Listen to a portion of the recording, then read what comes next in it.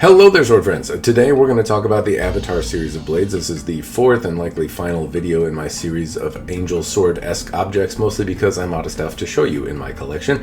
So I'm going to show you these, and we'll talk about them. I have three examples, two that are kind of wooden, scabbardy, and one that's not and looks more like a traditional Japanese style interpretation of things.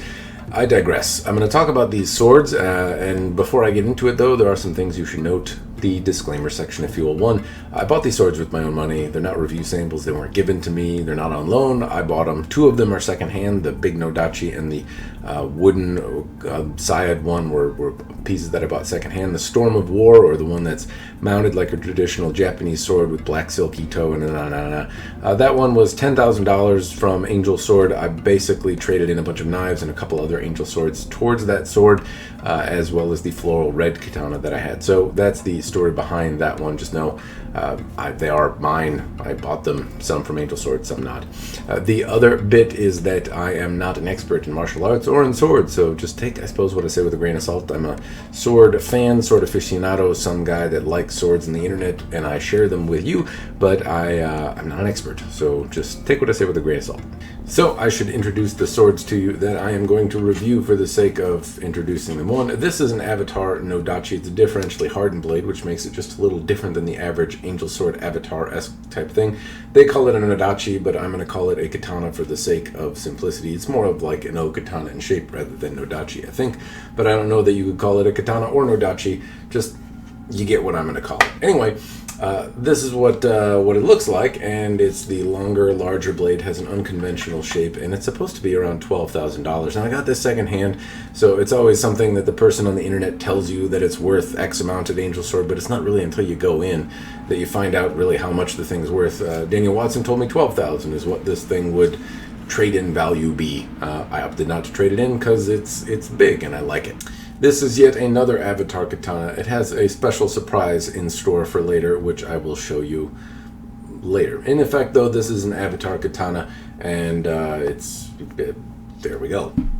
And then lastly, we have the Storm of War katana with the $10,000 price tag stuck on it here still, and in effect, that is what this one is. So this one is worthy to call out because it is mounted like a traditional Japanese style sword, or what looks like an attempt to be mounted like a traditional Japanese style sword. I am going to judge it on the merits against a traditional Japanese style sword.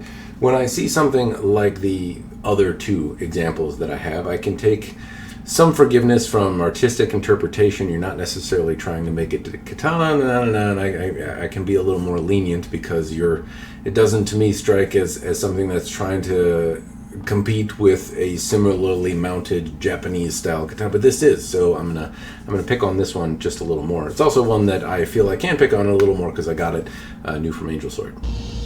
To be fair to Angel Sword, I also want to talk about what the blades are supposed to be on their website. So this is the Angel Sword website, and what we can see here is that basically these are made of a type of woots, or at least what Angel Sword is calling woots, and that it's supposed to be better or similar to the antique woots that you might have seen in the past, and that they use this thermal cycling process, but basically that this is kind of their upper echelon of blades. And you can see that there are Euro types noted here. There's also this PDF here with some independent study nonsense. The thing is, these are a bunch of sciencey things, and I don't necessarily know if it turns out that this is a better sword, but as I look at some of the examples here, I guess it's in-depth and pretty and cool looking, so yeah, I don't know. Yeah, it's swords, and I guess better. I don't know what any of this means. I don't know if this translates into a better sword, but I guess it's cool that they include it. I digress. The Avatar series is supposed to be their higher end stuff, and I'm not going to really chat a lot about Angel Sword if you're not familiar. Then watch one of the other 3 videos that I've already made, or some of the other stuff. I'll put links in the description down below that talk about Angel Sword as a company and some of the controversy and but I don't really want to waste your time in this video because I've already done it enough.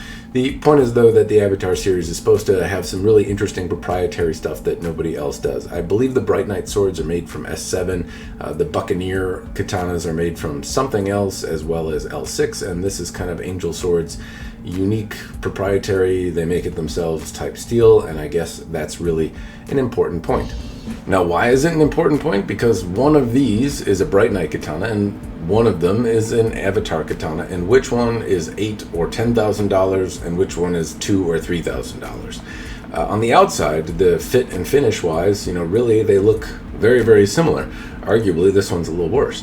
The point is that really what you're paying for with these Avatar katanas, presumptively anyway, is the steel, the steel itself. Also, as we get into it, the finish quality on the steel in terms of the grind lines, the polish, and some of that kind of stuff is really...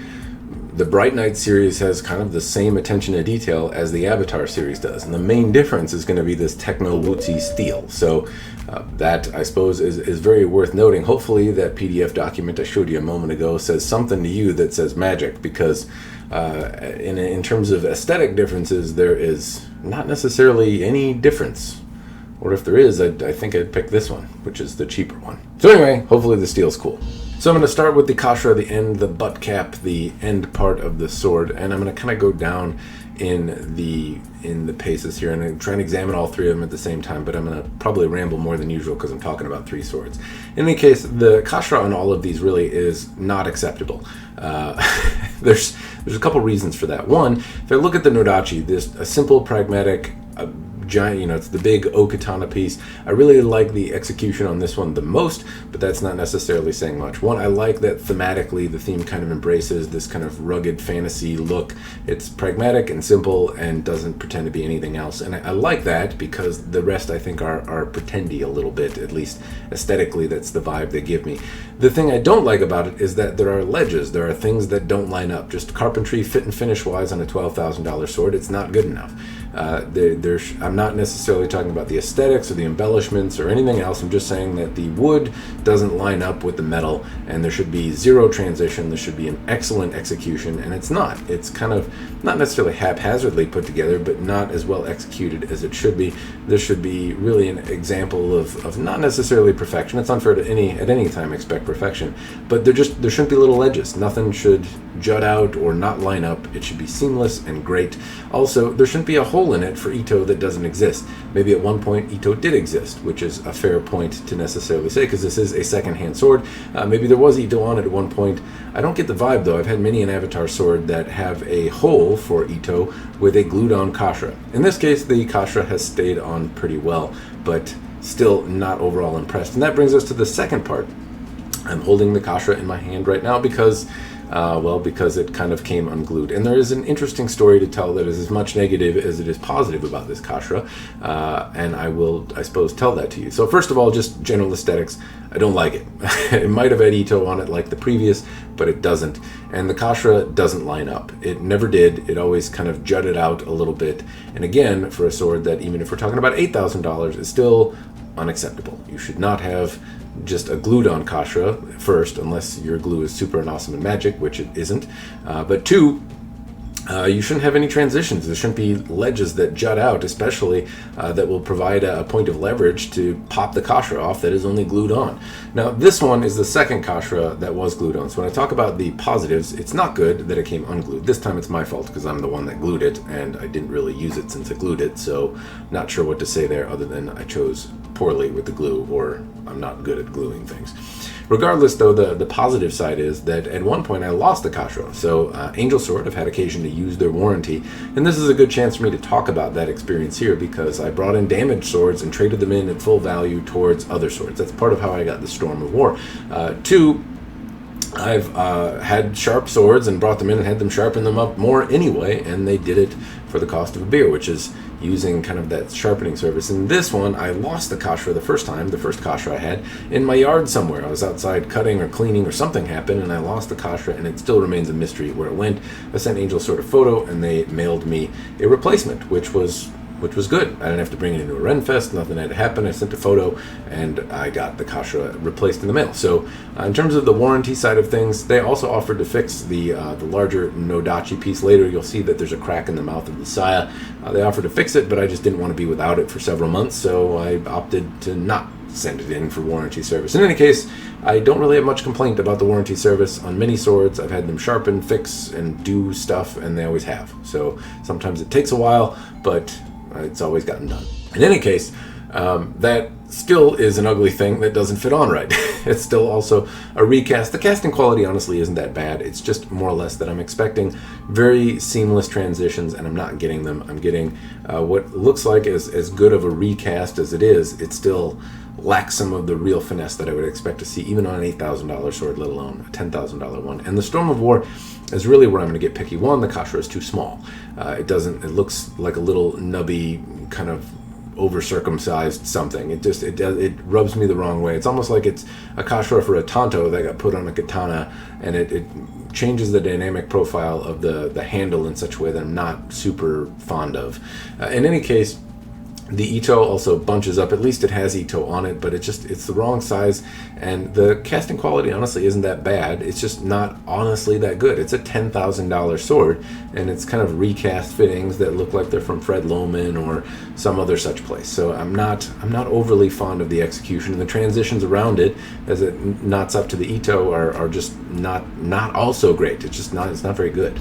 Now we can talk about the handle, the ska, the grip part. And the first thing to note is that the handle, all of three of them have brass Mikugi. I like brass Mikugi. They fit on well. The two pieces with wood, the brass can kind of slide in either way. From either direction, it can be tapped in, and the Mikugi don't seem to have different shapes on them. On the Storm of War, they only go in from one side or the other. The Mikugi don't seem to be kind of shaped differently, so I bet it could go in, but the Ito blocks it from going in and out one side or the other. On the Storm of War, it's also worth noting that the Minuki are swapped, and it's kind of in a martial arts style grip where the Minuki rest in the palm of your hand rather than on the tip of your fingers. Not necessarily a bad thing, but it kind of flows along with this performance martial artist theme, if you will. That, or it's for somebody left-handed. But even if you're left-handed, you still hold the sword, I guess, the same way. Regardless, just a note. In terms of the wooden handle, both of them have held up reasonably well. They're not cracked, they're not broken, and that's a worthy point to note as I look at just underneath the Fuchi area. The Nakagos aren't cracked, and they've been both used pretty intensively to cut tatami and random stuff. Both swords have gone through the paces, and the seams didn't open up. Now, the Kashira may have fallen off, but whatever glue they're using to secure this kind of wooden handle seems to be holding up quite well, and the wood itself must be of a reasonable quality because it isn't cracked, and it's not all that thick. I also don't find the wood uncomfortable to grip when my hands are sweaty or when it's wet. If I'm cutting and moving wet tatami and putting it on my stand to cut, my hands don't slip around on the wood. I would think it would be really slippery, but oddly I haven't ever had a problem with it. Maybe it's because it's not gloss, or it's not tacky or grippy, but my hands just don't seem to slip. It's not a slippery type of wood, or maybe it's pulling all the moisture out of my hands. I don't know. In any case, just know that it's not as slippery as it looks. The one that's mounted up in the traditional Ito, though, is not good. The Ito is loose. The diamonds are misshapen.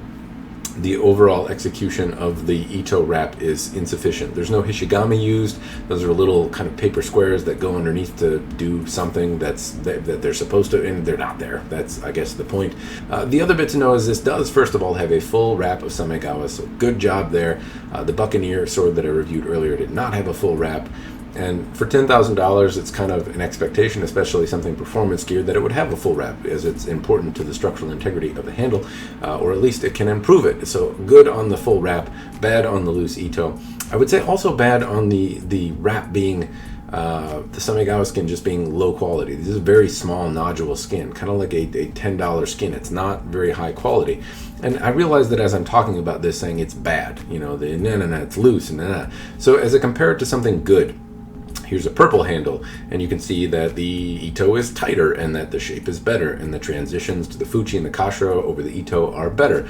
And if I look at something more similar, I suppose, here's another black silk Ito katana from a Walter Sorrells piece, and you can see that the diamonds are better, that the Ito doesn't move around as easily. You can see that the skin has a much higher quality Ito. For 10 grand, I would like tight Ito at a minimum, but I would also expect to see a much better quality Samegawa skin in a $10,000 sword. This one is very small, very cheapy, not so great. Continuing on to the Fuchi. So thematically, they all seem to flow together. The Nodachi or Okatana piece is a very pragmatic simple, and my complaints are realistically the same from the Kashira to the Fuchi.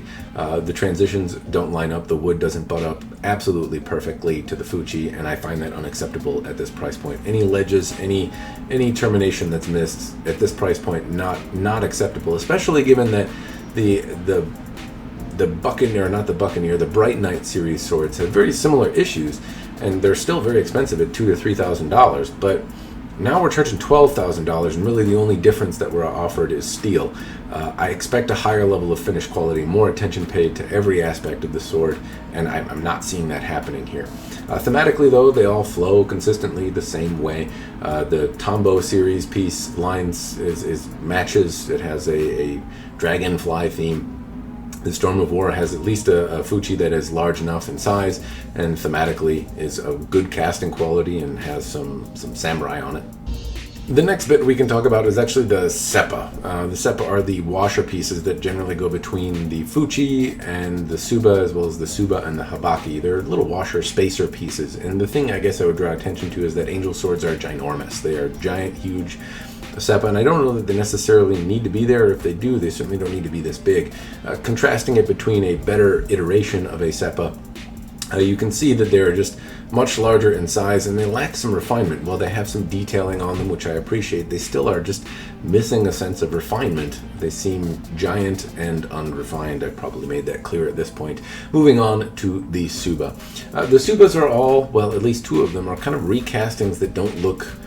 They just look a little haphazard. So first off, one I believe is from Fred Lohman, or is a copy of a Fred Lohman piece, and I guess it goes with the dragonfly stuff. It's floral and whatever.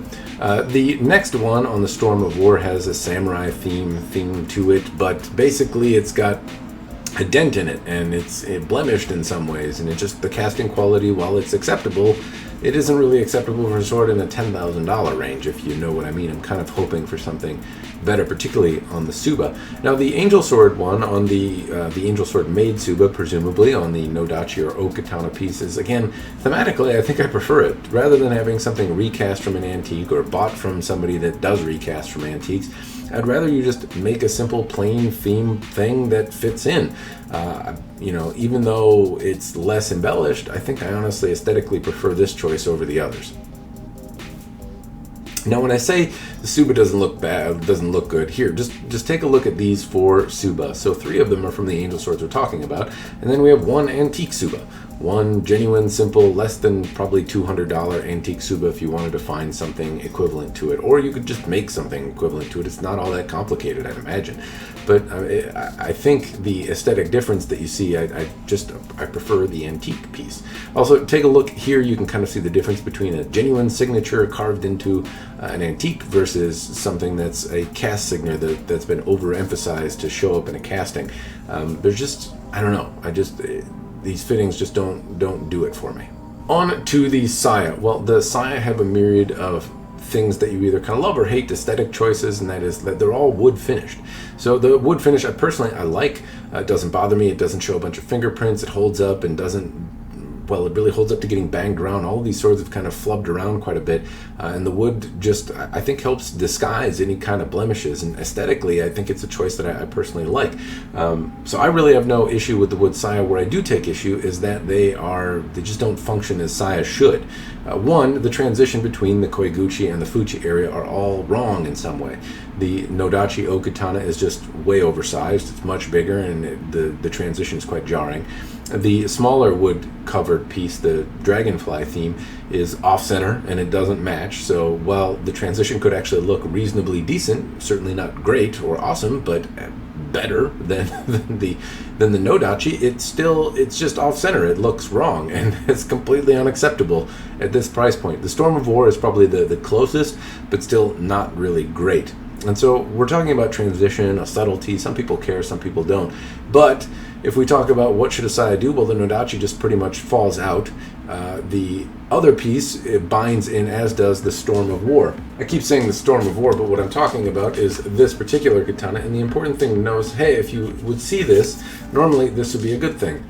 No shaking, doesn't fall out, right? Not bad. The downside is, once we remove the Habaki, It's supposed to, the Habaki is what's kind of supposed to be doing the tension. Also, no shaking, and now that's a little weird. Also, I can draw the sword this far, and it doesn't fall out. It's still in there. I mean, look at that. It's not until the sword is drawn this far that it starts kind of releasing. The problem is that these sayas are all lined with felt, and I kind of get why they do that to preserve. This is kind of a harder wood than maybe normally the liner of a saya would be, and as such it could scratch and blemish the polish, so they line it with felt. The downside of doing this is that the saya doesn't hold the sword the way it's supposed to. Now in the other two, I can kind of forgive that because you're not really making a katana, you're making an artistic interpretation of a katana, and you can't necessarily see something like that and expect to use it, and maybe you won't be as forgiving as I will. But when I see this, I think, well, I can probably use this for you. It's made, theoretically, it's got a price point and a look that says I should be able to use it for Japanese style martial arts. And this binding creates a resistance that really makes drawing more cumbersome than it needs to be. You're drawing and cutting in one fluid motion, and the Habaki is supposed to be having a little tension as well as down here, from my understanding, and it's just not what's happening, and the tension is problematic. Additionally, as you're putting the sword back in, the tip will catch a little bit. If you're not just kind of perfectly in line, the tip will catch on some of that felt and kind of bunch it up in the saya, and it can get a little messy, and you start cutting it out and fibers fall out. Additionally, if you're cutting wet tatami, it's not uncommon to put the sword away while it's still a little wet. You don't dry the sword off before you put it away in some of the martial arts you're doing. You clean it later when you're done, but that means that there's going to be a bunch of stuff stuck in here, and it's going to be stuck on felt, and it's not going to come out. So I don't think the function of this saya is suited to the purposes that I would really want it to, and really the purpose that aesthetically it looks geared toward. I don't know that they're necessarily making any, that it's supposed to be a Japanese sword and that it's made for Japanese martial artists like the Buccaneer sword was, but in this case the saya misses the mark for what a Japanese saya needs to be, and I don't know of really any other saya lined with felt that binding is a good thing. Other bits about the sayas, though, all of them do have some additional characteristics. The kurikata is well cut in. There's not a lot of glue or anything like that showing. Transitions between koiguchi and kojiri are smooth and line up well. It has some obvious embellishments that are not, standard or traditional, but carpentry-wise, there's no seams or problems. There is a crack on the Nodachi Okatana piece, likely from use and bouncing around, but other than that, I mean, the carpentry in all of the sayas is actually quite good. I can't necessarily complain about that side of things, and I like the execution on the wood. It's not as glossy or nice as I suppose it could be, or super embellished, but it also doesn't, if you bump this into things, which these have been bumped and thumped around quite a bit, they don't really show blemishes very easily. They're pretty durable things.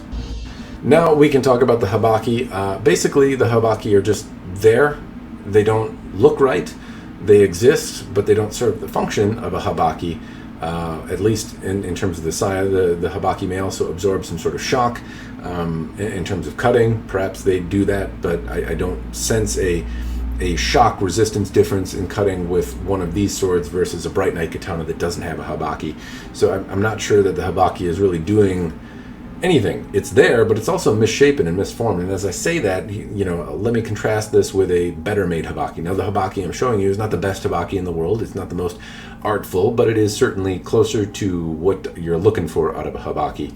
And so when I say like it should have these lines or be shaped in such a way where it's not just straight up but kind of tapers in, or the silver piece also has some embellishments on it where you'd expect, for this kind of money, there's got to be a little man jewelry happen there, and I think the silver one is a much better example of a good Habaki than the pieces from Angel Sword. Or maybe it's just an example of a Habaki and the Angel Swords aren't. I don't know. Depends on how mean you want to be. Let's talk about the Nakago now. Well, first off, there's just not a lot here in the Nakago. There's no rhyme or reason. There's no kind of consistent file markings or signature. 2 of the blades have an AV mark on them, which presumably stand for Avatar. 2 of the blades have some numbers and letters and stuff on them, but there's not a whole lot of consistency in shaping, in profile, and anything like that on the Nakago. So I don't know that I would be able to look at a Nakago and say, this is an Avatar blade from the general shape or file markings or a signature or something like that. Now, why would you care? Well, other people that are charging $10,000 for a sword put a lot of energy into the Nakago. It's oftentimes the first thing people look at in a Japanese-style sword, and if you're putting a lot of effort into the Nakago, then you're probably putting a lot of effort everywhere else. So having this kind of haphazard, lazy-looking Nakago is, in the Japanese realm of things, just at least not cool, not something you expect. You want, if you're spending this kind of money, for everything to be refined on the katana, not just one thing that's better than anyone else. The whole thing's got to be a good. I'll leave it at that. You get what I'm saying. The shoulders of the blade, the hamanchi, mumanchi, are at least parallel. I suppose that is a nice thing, but you can notice right away that on the Nodachi there is a little bit of off-centeredness to it. A very technical term, but I've been drinking. Now we can talk about the pointy stabby part, the blade, the thing people actually care about. And realistically, my complaints, much like the rest of the sword, are going to be pretty consistent across all three of them. One, the things they do well. The flats of the blade, the lines, are all really quite smooth, quite well done. Whatever they're doing to sand or finish these blades in terms of the profile along the flats is quite good. There's not a lot of hammer marks or sanding marks or undulation in the flat of the blade. The bohi terminates on the blades with a bohi in the same spot. The shinogi lines run at the same level. One isn't shallower or wider than the other. And, you know, for the most part, they're symmetrical, with the exception of on the Storm of War, this milling mark that goes up near the tip is off slightly, and that's about the only unevenness or really foundational thing that I could say I found as bad. Other than that, the edges are all really quite straight and well profiled. The blades are both exceptionally sharp, or not both, all three of them are exceptionally sharp. I forgot how many I had here for a moment. Sharpness-wise and general profile-wise, they are extremely well done in terms of just, I guess, how insanely stupid sharp they are. In terms of durability, I have not really put any of them through the paces. However, this one came with some minor edge deformation and not really substantial. Now, the previous owner said that he was cutting quadruple mats with green bamboo or maybe hardened bamboo cores in it, and that there are some minor edge blemishes in here from doing that type of cutting. Now, I've cut at least double roll semi-frozen mats with this thing, and I haven't noticed any edge deformation of any kind, so it's actually held up quite well. And in case the blades are not infallible, they are extremely durable and extremely sharp, and I suppose that's the main thing. A lot of people say you can sharpen a blade to an extreme thing, but will it hold an edge? In general, these all hold an edge exceptionally well. I've done plenty of ample of tatami cutting with some of them, and the edge is really sharpening at Angel Sword seems to be more of a formality, get it while it's hot, but I've noticed that they hold an edge quite well, and they sharpen them to a really high level, and even after whacking frozen tatami mats, these things are still on the stupid level of sharpness. It's easier to demonstrate with one I can hold and maneuver, but many of you have seen me try to cut things like this with other knives and swords. You know I am notoriously bad at cutting these paper things, so to be able to do this it must be stupid sharp for me to accomplish it at all.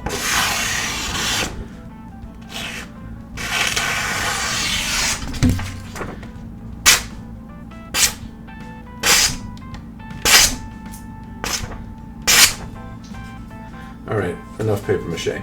Anyway, the point is that sharpness-wise on all of these blades, equivalently I can do it with any one of the three. They are all just absolutely stupid sharp.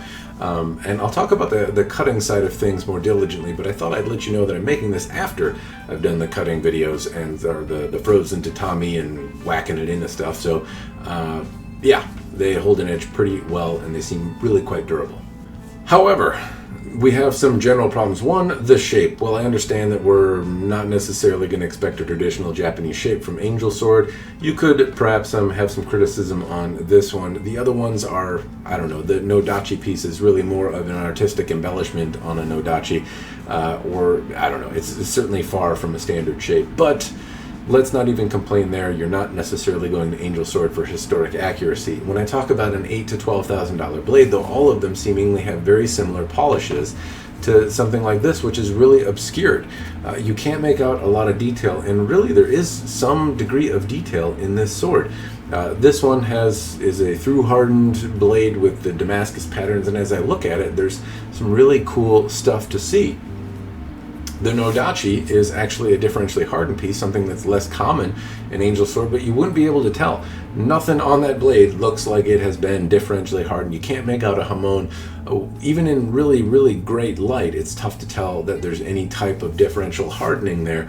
And a lot of that, I mean, when you're spending this kind of money, having really clean, defined polish lines is really, you know, having a polish that accentuates the metal is an important thing. And especially, I would say, doubly so here, because again, we're talking about a Bright Knight sword that looks the same as an Avatar sword, and there's a difference of sometimes $8,000 or more between them.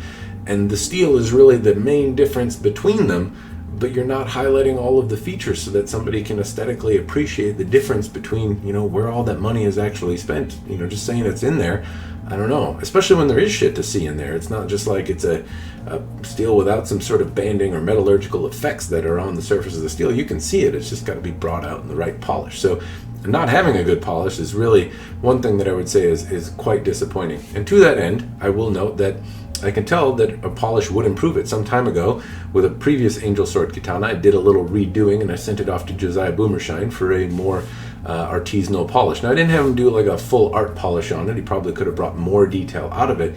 But basically, I had him polish on a Seguha Hamon, which wasn't there originally. I had him bring out some of the Hada on the blade and polish on a Yokote and kind of change the burnishing on the tip, or at least a little bit. And really, aesthetically, it looked beautiful. It looked much better than this sword is. A side note, I should also note that Josiah said the steel was stupid hard when he was doing the polishing on it. So, I mean, we always hear what Angel Sword has to say, but when Josiah polished it, he said it was very hard steel. And that's, I suppose, I guess makes me feel a little better about the steel being very tough, because somebody else rubbing it on a rock told me so. In any case, it was another level of substantiating that these are supposed to be quite tough steels. That said, the polish could be better. It's not. I find that disappointing. Also, the lines, the shinogi, all of these things are really soft, and it looks like it's taken to like a big buffing wheel when, you know, to get whatever type of manufacturing effects off it, and it dulls everything, and it makes it less pretty than it could be. For $10,000 here, I'm really expecting a lot out of the polish, or at least clean, straight, crisp lines, and I'm not seeing any of that. Also, with a brand new sword, this one came with some blemishes on the sword. Now, it's tough to see in some lights, but again, with even a rough polish, that's one thing, but I mean, I bought this sword brand new, and it came with scuffs and dings on the blade. Not necessarily dings, but just imperfections in the polish, you know, that look like a tool or something got away from somebody. And it's, you know, I suppose if you're expecting something to be brand new, then you'd like it to be brand new. It's like if you buy a brand new car and it's like somebody's already keyed the door. It's just not great. In any case, I knew it when I bought it, so I can't necessarily bitch about it to Angel Sword or demand anything out of them. The point is that it'd be nice if the stuff was all brand new when you got it. So that is most of the detail on the blades itself, and there's all sorts of different blade profiles and shapes and sizes, and I guess what I can end in is saying I'm not impressed with the execution in terms of aesthetics. I think they really missed the mark, and a lot of opportunities to showcase some of the metallurgical stuff that's happening in the sword, which is really quite pretty to look at. But I'm also very impressed with the level of sharpness and the edge retention on the blade. The other thing I suppose I note about the blade is I've bitched and moaned a lot about the aesthetics of the blade, and in 2 cases I've actually changed around the Angel Sword to look differently. All of those pieces that you see me contrasting the examples of bad with the examples of good are because I had that Angel Sword redone. In effect, I made it so that you could use the koshirae, or the fittings, the mount from the original sword, if you like Daniel Watson's interpretation of the sword, and then I did it, basically had it redone. The Mystery Man in Black did this sword. I've got purple Ito, and then it's somewhat, you know, over-the-top looking Saya, but at the same time it can blend in and be subtle. You might not notice those ribbon effects until they get into the right light, and then they pop out. In any case, the thing is, I bitched and moaned a lot about all of the transitions and all of the things that just weren't right aesthetically. and that it really wasn't doing the blade any favors, so I sent it off and I had it remounted, and now I have a blade with the right profile and tight Ito and actual antique fittings, a Habaki that fits on there well. And while the blade felt really dynamically comfortable in its original mount, this one just helps it sing. It rests in my hand and I can index it. The Ito isn't moving around. The amount of refinement that I feel is certainly tangible and wonderful, and the sword sings in my hand. And this is the second time I've done this type of project. The first one I mounted in a slightly more traditional way, where I took another Angel Sword Avatar Katana and I sent it off to the Man in Black, and I put it in Patrick Hastings fittings and did a Tsunami Ito wrap in a more conventional way. And I also sent it to Josiah, as I mentioned before, and had him polish it. So I had a very different Angel Sword thing. And again, the same thing happened when we took the previous mount, the kind of rough, haphazardly done mounting, and put it in the hands of a professional who does just the mounting side of things. It absolutely sung in my hand, and this is certainly no exception. It's a joy to move around, and moving around is, I suppose, the next part. So as I talk about the dynamics, I'm going to talk about kind of moving it around, the dynamic side of things, and then I'll talk about cutting. First, dynamically, as I move around the Nodachi, it feels like a big weapon, and I really have to fight myself from throwing it around, because the sword will do a lot of the work for you with subtle movements, but it feels like I want to move it. Now, for a big sword, it's actually pretty comfortable to move around. The tip is, the sword is actually kind of wobbly. It's not as rigid as a Japanese sword typically would be in this size, but I don't necessarily sense a lot of vibration or any effects in my hands, and overall I would describe it as really quite comfortable to move. The Storm of War is not necessarily good or bad to move around. Dynamically, I actually think it's comfortable. The Ito and the handle are kind of what throw me off. The little kind of thinning out nubbin and the semi-loose Ito detract from the experience for me, certainly.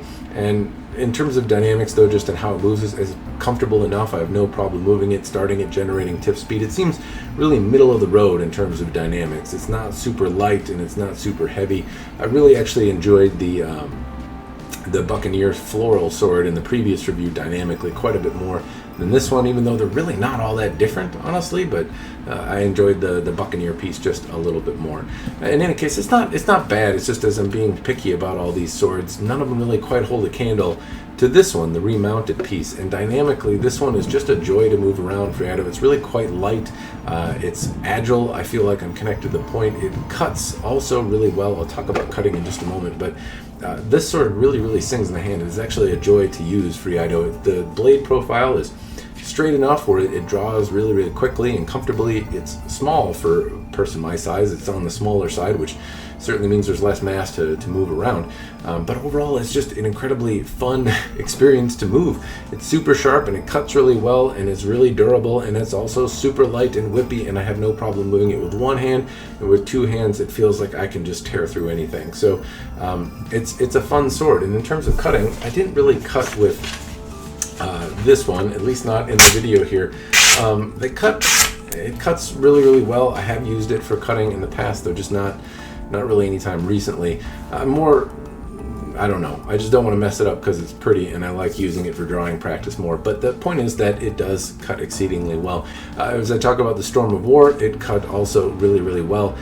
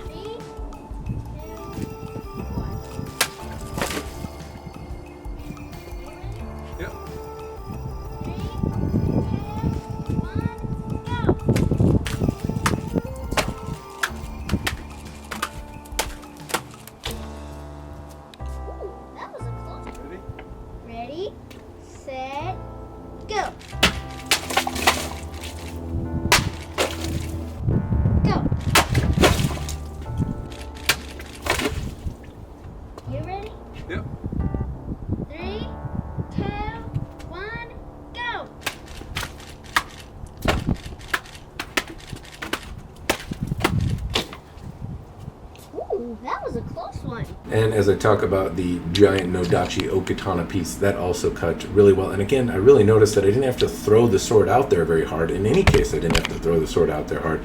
They all cut just really, really well. They really moved through targets easily. In some cases, I whacked them into my stand, and I didn't really stress test any of the swords in the cutting that I've done. I'm not doing anything abusive, and I suppose that's where I get to the differences. The Bright Knight swords I've cut through quad wrap tatami mats with sapling cores, and I really haven't had any problems. Angel swords, I will admit, have been among the best cutting swords that I've had. They certainly have a knack for moving through tatami and any of the targets that I cut. But I don't necessarily know that I've seen a difference between some of the Bright Knight swords that I've had cutting and the Avatar swords. And maybe that's because I'm not trying to cut rebar or whack my house down or something. But in any case, I haven't noticed a giant performance difference between the Avatar series and the Bright Knight series. They all cut exceptionally well, and maybe it's just that I'm not taking them to targets that really showcase their differences. Then again, they're all very expensive, and I don't really want to break them or abuse them. So that, I suppose, is part of the limiting factor. In any case, no, they're not invincible. They do hold up really well, and they do hold an edge really well, and they're really quite durable, but I haven't bent them over a log or anything. I've cut larger targets than average, but cutting tatami seems like they should be able to do that, and as much tatami as I'm willing to throw at it, they really don't have a problem getting through it. Now is the part where I talk about, do I think it's worth it or not? And the short answer is no. And it's not necessarily that I regret owning them or that I don't like them. And I've also given them some pretty high praise as some of the absolute best cutting swords I've ever owned. But why no then? And that's, I suppose, because finding a sword that cuts well isn't all that much of a challenge. And these are a lot of money. $10,000, $12,000, plus, in this case, we have an $8,000 sword-ish that then went off and had thousands of dollars more work done with it and a bunch more time and energy and risk.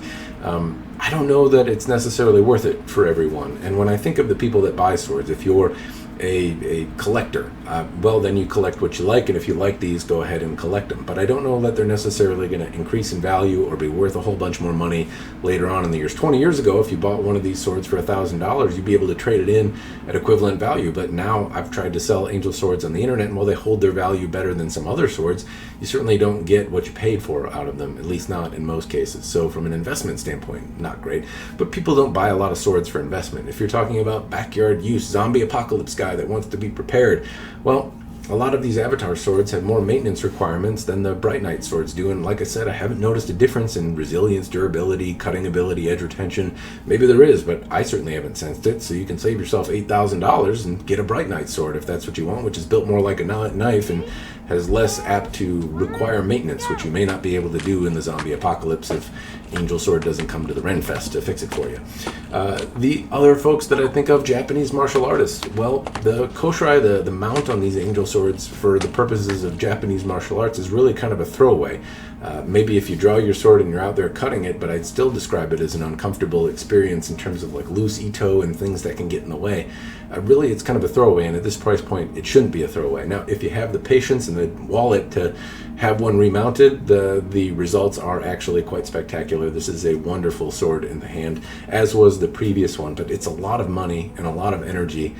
And realistically, you can spend less money and get a sword remounted that feels fantastic. You can also commission a sword and get one that feels fantastic. Or maybe you could get an angel sword that you like and have just a bare blade and have it be less money. Maybe that's worth it for you. But in its current output, this sword for $8,000, and then sending it off and spending more money, I don't know that is necessarily a journey that I would advocate for everyone. In any case, as just the product, it's tough for me to recommend it, but there are a lot of other reasons you might get there. Maybe you've traded in a bunch of knives and other busted up swords like I did. Maybe you really like the sword, you want to collect it, you've got a boner for it. Maybe it's nostalgic for you like it is for me. Angel Sword was one of the first vendors that I got to see at the Renaissance Festival, one of my first exposures to real swords, and you have a soft spot for them and you want to own one of their awesome high-end mementos. Maybe a lot of different things. There's a lot of reasons that you might find yourself wanting to own one of these. I certainly don't begrudge you. I'm not saying it's the end of the world. I just don't know that it is